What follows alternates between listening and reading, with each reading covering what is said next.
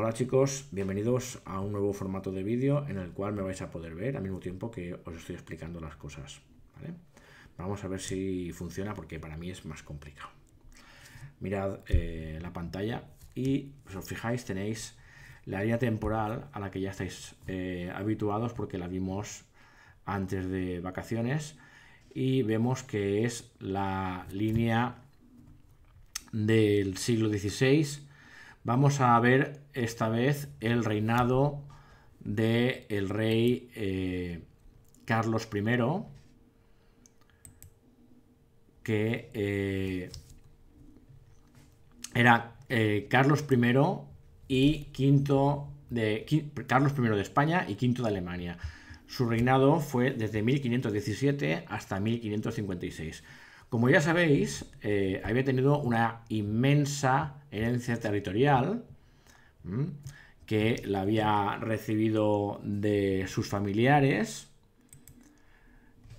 que, como ya sabéis, había recibido de Isabel de Castilla, su abuela, de Fernando de Aragón, su abuelo, ambos los abuelos maternos.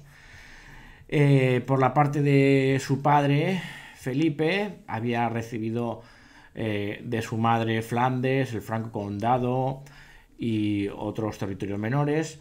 Y por la parte de su abuelo paterno, es decir, el abuelo por parte de Felipe I, el Hermoso, su padre, el derecho al trono del Sacro Imperio Romano Germánico y todas las tierras de Austria. Como veis, hay en amarillo una parte que dice adquisiciones de Carlos V. Efectivamente, esas adquisiciones son las que obtiene él por sí mismo, es decir, son conquistas suyas. Entonces, si nos fijamos en el reinado, pues pasan una serie de cosas importantes, y es que Carlos I, conforme llega a España, él llega con 17 años, que es cuando toma la herencia que recibe y el trono. Y cuando viene a España, él apenas sabe español, tiene una herencia inmensa, más los territorios americanos que están por descubrir. Pero al poco que él toma el poder, a los 2 años van a surgir una serie de conflictos, de revueltas internas, es decir, dentro del propio país, como son la revuelta de las Germanías, que son les Germanies, que ocurren en el Reino de Valencia y Baleares entre 1519 y 1523, que son unas revueltas de tipo popular, es decir, la gente se levanta en armas y es como una especie de rebelión de la gente. Y esta rebelión se llama Germanies o Germanías porque eran por así decirlo, los gremios de artesanos, lo que vendría a ser hoy en día los sindicatos, y estos se rebelan contra la nobleza. Al mismo tiempo que tiene lugar esta revuelta que dura 4 años, entre 1520 y 1522 tiene lugar la revuelta de las comunidades o revuelta de los comuneros, que esto se da en el Reino de Castilla, pero sobre todo se concentra en algunas ciudades del centro de Castilla, por ejemplo Toledo y Valladolid.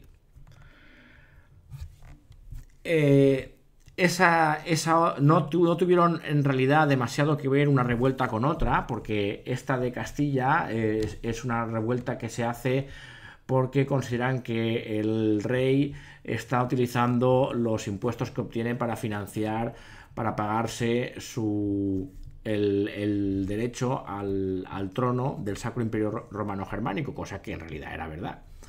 Y esto de que tuviesen un rey que no sabía hablar castellano al principio y tal, pues la gente lo vio un poquito regular. Vamos a ver lo que fueron los conflictos externos, porque resulta que por la gran herencia que tenía, pues había un reino que estaba especialmente perjudicado, que era el reino de Francia. Entonces, si nos fijamos en Francia resultaba estar, como veis, ahora estaba Francia, la reconocéis que está en el centro, en la parte blanca, es decir, estaba completamente rodeada por los territorios de Carlos I.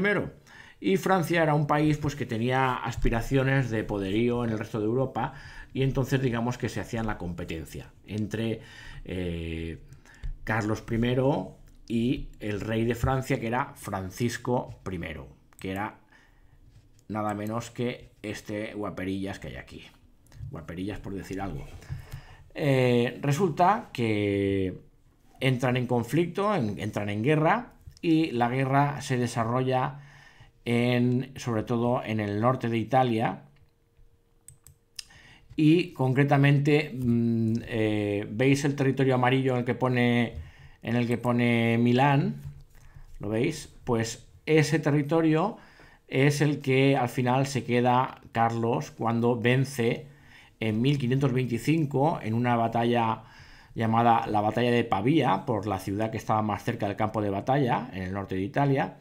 Vence al ejército de Francisco I de tal manera, bueno, le mete una paliza a su ejército, los famosos tercios españoles, ahí se demuestra su eficacia contra la caballería francesa, y eso de hecho en el siguiente siglo cambiará por completo las técnicas de guerra, porque se abandonará la caballería pesada y se sustituirá por la infantería al estilo español. Pero bueno, el caso es que en 1525, en la propia batalla de Pavía, pierde Francisco y lo cogen prisionero y se lo llevan a España. Lo tiene el rey Carlos I, lo tiene encarcelado a Francisco I y le pone para su liberación una serie de condiciones que no le queda más remedio que aceptar. Y entre esas condiciones, pues que le va a dejar tranquilo los territorios de Flandes, que veis ahí marcados en gris, y el Franco Condado, es decir, que no va a tener aspiraciones de quedarse los franciscos, sino que se va a tener que aguantar, y no le queda otro remedio que aceptar. Y esto es uno de los problemas que tiene él, como veis, entre los conflictos externos, la rivalidad con Francia, el rey Francisco I. Ese que hemos visto con ese aspecto tan chulito, pero que al final se tuvo que comer el orgullo. Entonces gana Carlos I e incorpora Milán. Pero no le acaban ahí los problemas a Carlos I, porque al tener un imperio tan grande y tan fragmentado, tenían problemas por todas partes. Y una con la que no contaba, que es que al mismo tiempo que él accede al trono, en ese momento un joven monje llamado Lutero, Martín Lutero concretamente, un momentito que os lo busco.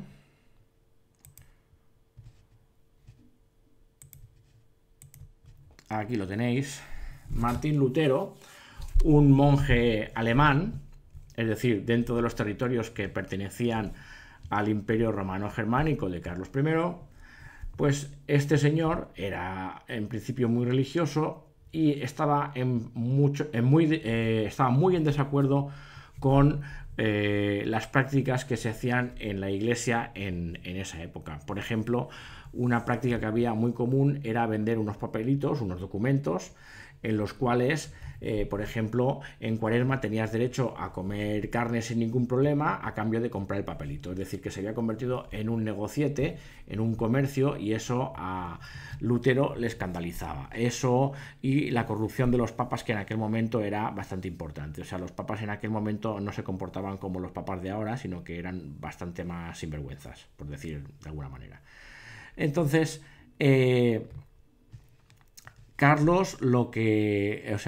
Lutero lo que hará será que él va a... el descontento, era un teólogo, entonces lo que hará va a ser clavar, cuando todavía es joven, en la puerta de una universidad sus 95 tesis, que es un documento en el cual él expone los puntos de vista en los que está en franco desacuerdo con la forma de hacer las cosas en Roma. Entonces él cuelga esto y con eso da origen a toda lo que se llama la reforma de la Iglesia, que posteriormente se le llamará reforma protestante, y terminará por convertirse en una religión cristiana pero diferenciada del catolicismo, con lo cual Europa se va a quedar separada. Poco tiempo después, enseguida empiezan a aparecer otras divisiones, por ejemplo la de Calvino, que son los calvinistas, que también empezarán a, digamos, proponer reformas diferentes al clero católico, a la religión católica, y fundarán sus propias religiones. Entonces, en el caso de Lutero es el luteranismo, y en el caso de Lutero, os lo pongo, recordad, este es Lutero. Entonces él funda el protestantismo, y dentro del protestantismo el luteranismo. Después vendrá otro que será Calvino, que al principio empieza siguiendo el luteranismo, pero luego funda su propia ramificación protestante, es decir, todos estos son los protestantes, se les llama así, las iglesias protestantes dentro del cristianismo, a diferencia del catolicismo, y se expandirán por Europa. Como podéis ver, me voy a cambiar yo de sitio. Como veis, lo que está en verde corresponde al credo luterano, a la religión luterana. Lo que está en color rosa al calvinismo, y lo que está en el otro color como marrón caquita, no sabría muy bien decirlo, eso corresponde al anglicanismo, que es otra corriente que la funda el rey de Inglaterra, Enrique VIII. ¿Y por qué? Pues porque Enrique VIII resulta que quería tener un hijo varón, un hijo chico, para heredarle, y él estaba casado, fíjate tú por dónde, con una de las hijas de los reyes católicos, es decir, que era tía de Carlos I. Y naturalmente, pues él, como ella no conseguía tener hijos varones, pues se quería divorciar de ella. Eso naturalmente ofendió gravemente a Carlos I, y como Carlos I tenía un poquito al Papa, un poquito lo tenía que le obligaba a hacer su voluntad, pues el Papa no le concedía el divorcio, ni la nulidad matrimonial, ni nada. Entonces, ante eso, el rey Enrique VIII lo que hace es decir, sí, pues vale, pues fundo mi propia religión, que es el anglicanismo. Y así es como en nada de tiempo, pues entre 1520 y 1550 se queda dividida Europa en varias religiones. Ahí lo podéis ver, me quito de en medio para lo que veáis, y ahí donde dice otras religiones, veis que está en naranja. Bien, eso corresponde al otro gran imperio que había en ese momento, aparte del Imperio Español, que es ni más ni menos que el imperio de los turcos de Solimán el Magnífico. Ese tipo que veis ahí con el pedazo turbante enorme que le hace cabezón, ese es Solimán el Magnífico, uno de los emperadores turcos más poderosos de la historia. Y él lo que hizo fue ir obteniendo un imperio enorme durante su reinado. Pues conquistará Argel, conquistará lo que en ese momento era el reino de Trípoli, y veis que se mete muy hacia arriba, hacia Alemania. De hecho, entra en conflicto con los propios territorios de la familia de los Habsburgo, que eran los que tenían, es decir, la familia de Carlos I. Es decir, que digamos que empieza a amenazar sus propios territorios. Es decir, que Carlos I se ve con varios enemigos, como son, por un lado,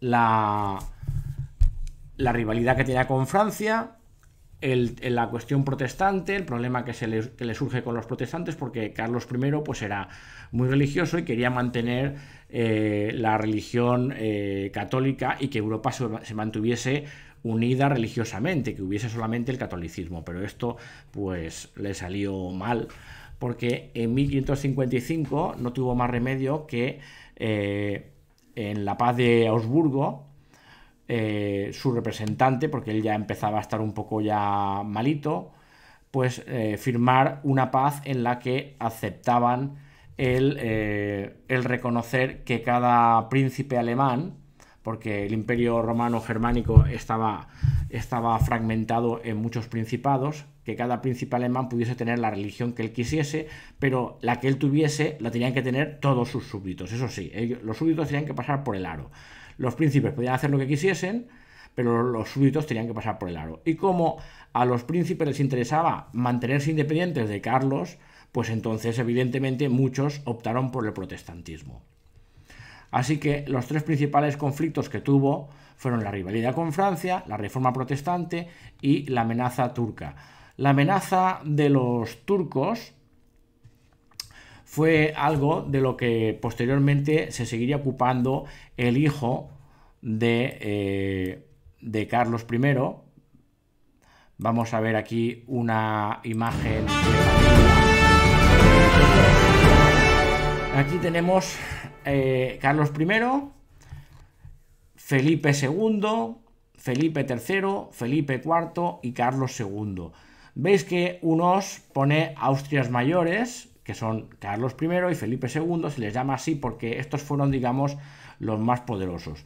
Después los otros se llaman Austria menores porque la función de gobierno, digamos que eran, o entre que eran un poco pasotillas o que en el caso de Carlos II estaban un poco regular de inteligencia, pues se ocuparon del gobierno sus validos. Ahí veis la imagen del conde duque de Olivares, valido de Felipe IV, lo vamos a ver más adelante.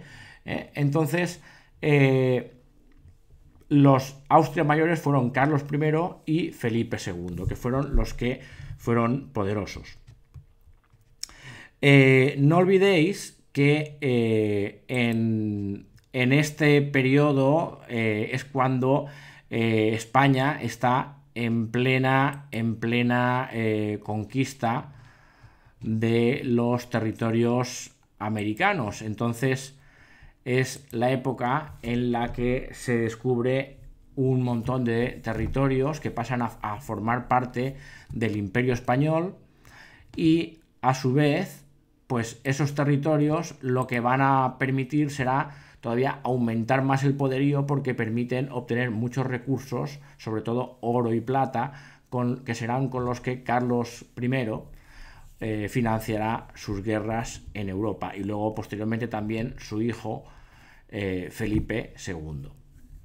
Bueno, pues esto ha sido el reinado. Bueno, una cosita más os tengo que comentar, que qué pasa luego con su herencia, ¿no?